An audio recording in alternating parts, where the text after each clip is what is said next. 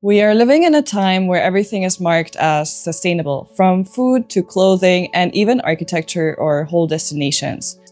And Tulum is no exception for that. Across social media and through design, this place is often portrayed as a paradise for eco-living, with natural aesthetics and a connection to nature sold as a lifestyle. But how do we know what is sustainable and what is just greenwashing? In this video, we will explore what greenwashing means and how it shows up in Tulum, especially in real estate. We do this in order to see beyond the superficial marketing and make more informed choices when we are investing in properties in this destination. My name is Hani and I moved to Tulum 5 years ago. Inspired by the pace, nature, community, design, and the opportunities this destination has to offer. Over time, I really started to crave being part of protecting that inspiration that I had, not just for myself, but for anyone that is drawn to this place. With my background in real estate, in marketing, and in sustainability, I created this collective to educate people on Tulum as a destination and to really raise the awareness on the possibility of sustainable development of Tulum. I also want to guide investors through acquiring property here with more clarity, purpose, and long-term profit in mind.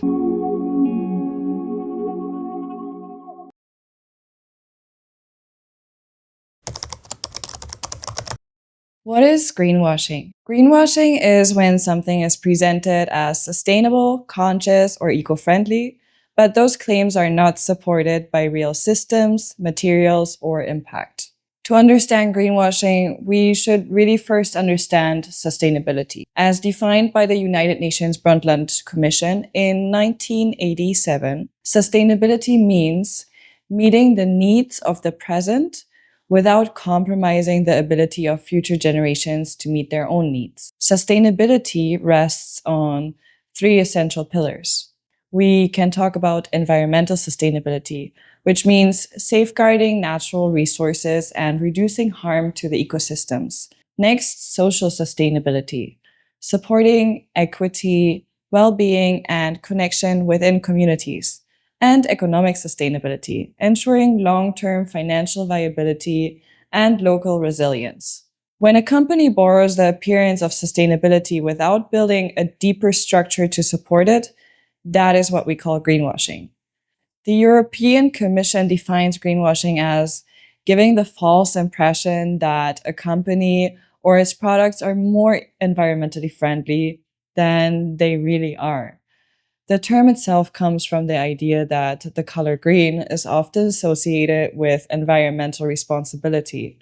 In real estate, this might look like a development that promotes eco-style design while overlooking materials used and the energy performance or social and environmental impact of its construction.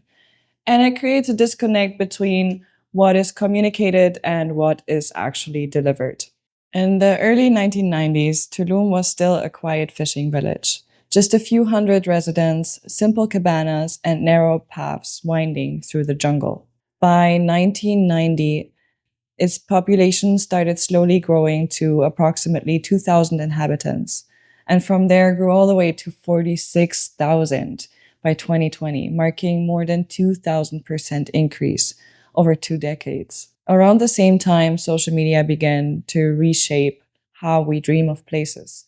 Instagram launched in 2010 and quickly became a platform where curated images of Tulum's soft light, jungle shadows, and white sand beaches captured the attention of many.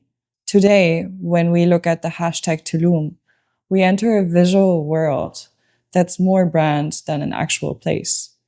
The hashtag has been used over 10 million times and is one of the most photographed places in the world. Tulum became not just a destination, but a dream, built through videos and photographs. And in many ways, that energy is so real. There is a really deep connection and appreciation here for nature, simplicity, and spiritual connection. The architecture invites us to imagine a slower life, a closer relationship to nature, and a sense of balance. But as Tulum's brand exploded, so did the pressure to keep up that image.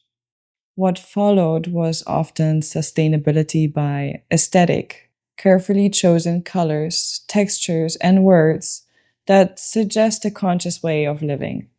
These messages work because they tap into something we already care about, our desire to do better and to choose thoughtfully. It's not always intentional. Sometimes this is the result of too fast development or a lack of information. But it does create a gap between what is communicated and expected and what is actually delivered.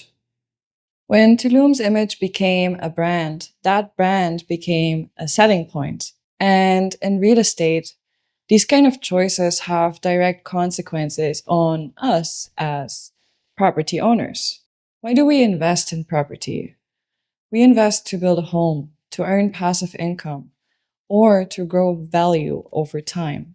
Whatever your reason might be, when you invest in something that only looks sustainable, you really risk paying for it later. And unexpected repairs, high maintenance or energy costs, low occupancy rates, or even loss in resale value. A study by the World Green Building Council found that green certified buildings can save up to 30% in energy costs, have higher occupancy rates, and maintain better resale value over time.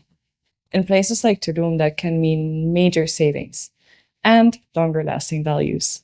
Sustainability in real estate is about how a building is constructed, how it functions, and how it impacts the economy, the environment, and the people around it over time. This is why understanding greenwashing is essential for making educated decisions about superficial versus real structural sustainability of a property. Not to judge what has been done in the past, but to create demand for real estate developers to build more consciously going forward.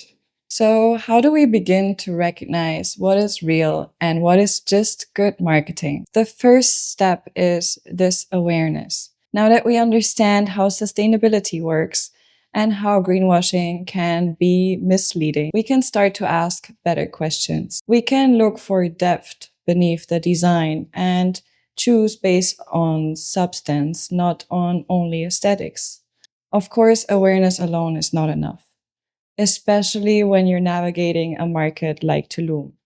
The pace of development is fast and the infrastructure is still evolving. And for foreign buyers, the process can feel unfamiliar. That is why in the next video, I will explain the actual process of buying property here, not just legally, but consciously. We will explore how to move through it with more clarity, more care, and more confidence in every step. I will see you there. Thank you so much for watching this video and thank you for caring. And remember, purpose creates profit.